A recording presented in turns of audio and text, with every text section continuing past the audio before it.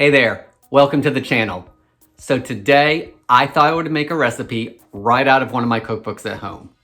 I'm gonna be using the Better Homes and Gardens new cookbook, and oh yeah, the cookbook's upside down. And that's because we're gonna take a gluten-full recipe and make it gluten-free.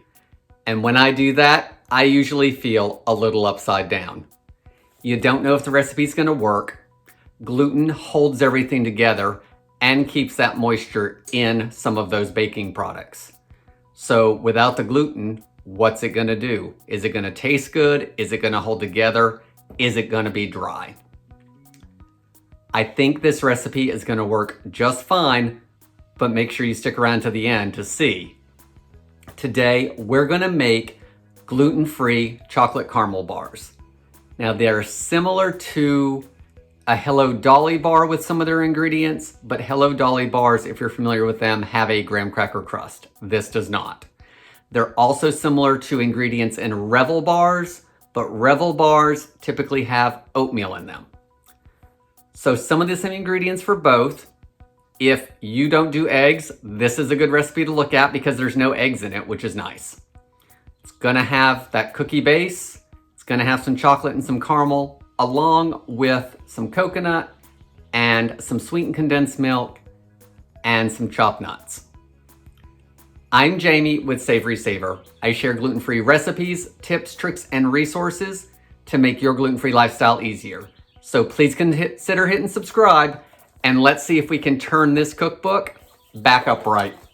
Okay, y'all, to start this recipe, my gluten-free flour blend of choice today is King Arthur Measure for Measure. It's the one I probably use the most right now. So when you're done with this video, think about checking out the playlist because I have all the recipes that I have with this flour blend in a playlist. So check that out. To a medium-sized bowl, I'm gonna add 1 cup of the gluten-free flour blend, and I just spooned it into the measuring cup lightly, leveled it off, and put it in there. This is not made by weight. To that, I'm going to add 1/2 cup of brown sugar that's been packed. Let's get that blended up. One thing you want to have going on while you're starting this is you want to preheat your oven to 350 degrees Fahrenheit because we are going to bake the crust first. All right, so everything's been mixed together. Now I want to add 1/2 stick of unsalted butter, or 1/2 cup.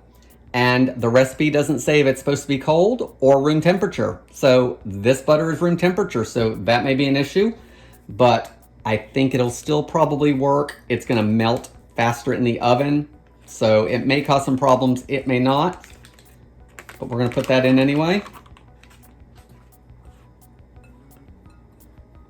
Let's just coat that a little bit since it's pretty soft. And now let's blend it together. Your mixture is gonna end up being crumbly. Okay, I've just been doing that for a minute or so, and it looks like all the flour is pretty much incorporated. It's not as crumbly as some things because of the butter being soft, but I'm gonna press it into my pan anyway. So I've got a 13x9 pan here. It is ungreased, and we wanna pour that in there and press it into the pan. You're gonna need that bowl in just a few minutes, so don't bother washing it. I think what we're gonna do, this bowl is gonna be just fine, and it's gonna save us washing another dish. I will say I'm kind of surprised this is a 13x9 recipe, because there's really not a whole lot to it. I feel like a 9x9 or an 8x8 would have been a better fit, because this is gonna end up being really, really thin.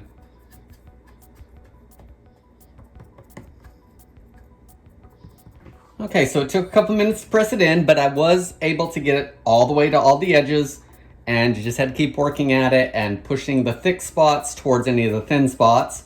So now we want to pop it in the oven for about 15 minutes, and I would start watching this at about 10 minutes because it is really, really thin.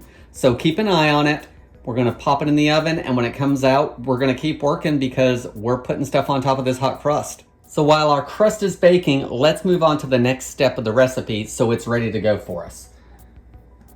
So I have 1 can of sweetened condensed milk, 14 ounces, and we're gonna add that into the bowl that we just emptied. All right, so to this bowl, we're gonna add 2 teaspoons of vanilla extract. And I've actually got vanilla extract and some vanilla bean paste because I don't know which one is gonna run out. They're both pretty low, so let's start with the paste. See if we can get 2 teaspoons out of that.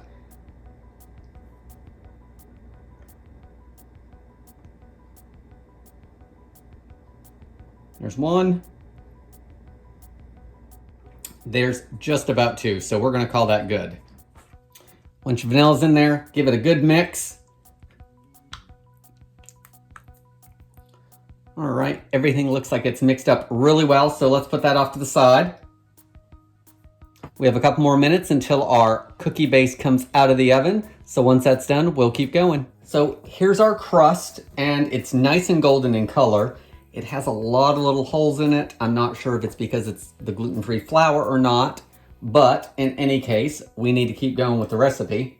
So to the hot crust, you are gonna take 2 cups of coarsely chopped nuts. The recipe in the book calls for pecans. I don't have pecans. I'm using walnuts. So let's get that across the top. We're also gonna add 1 cup of flaked coconut, and this is the sweetened stuff from the bag. Once all the coconut is evenly spread over the top, we wanna take that sweetened condensed milk and vanilla that we mixed earlier and pour that all over the top.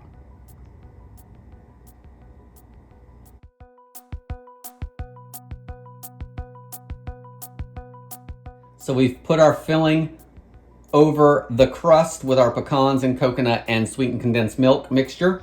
So now this goes back in the oven for 25 to 30 minutes until the filling is set. And then we'll add the last couple of things, which have got to be the caramel and the chocolate. So just before your bars are ready to come out of the oven, we want to get the caramel ready. So I've got about half a bag of these Kraft caramel bits.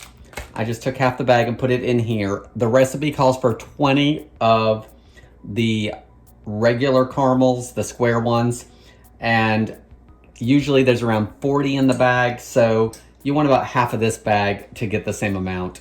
So I'm gonna take that. If I don't think it's enough, maybe I'll add a few more bits at the end. You wanna put in 2 tablespoons of milk. I don't have any dairy milk right now, so I'm just gonna use a little half and half.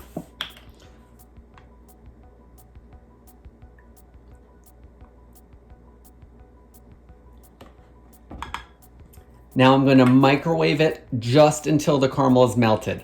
So I'm gonna do it on high for 30 seconds, and then I might do it for an additional 30, but we'll see if I actually do it on full power or not for the second set. So I'm gonna get this in the microwave, get it melted, and we'll get it on top of our bars.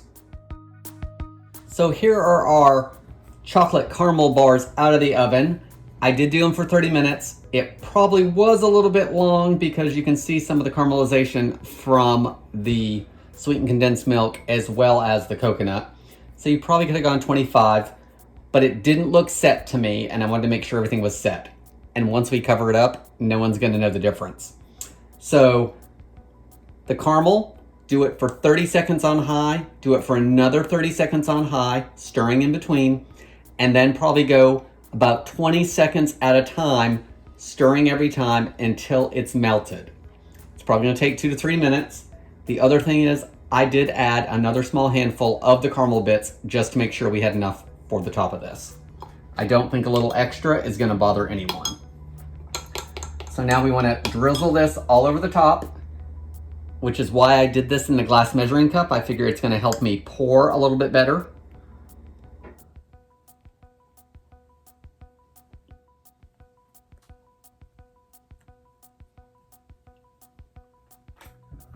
Now we need to add our chocolate. So I've got 1 cup of semi-sweet chocolate chips I'm gonna put over the top. You could use milk chocolate, of course, if you wanted.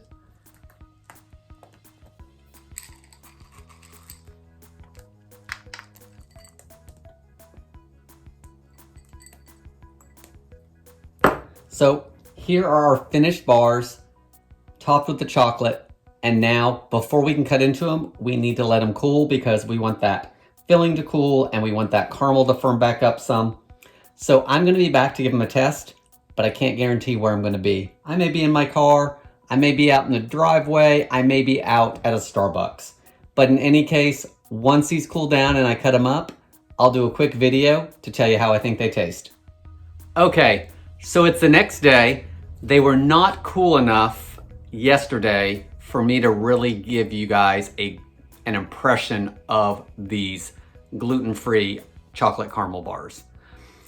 When the caramel was warm, it was pretty gooey, as were the chocolate chips, and it really needed the time to cool off to get the best taste out of these. So we're 1 day in, and the pan is about 1/3 gone, as you could see earlier in the video.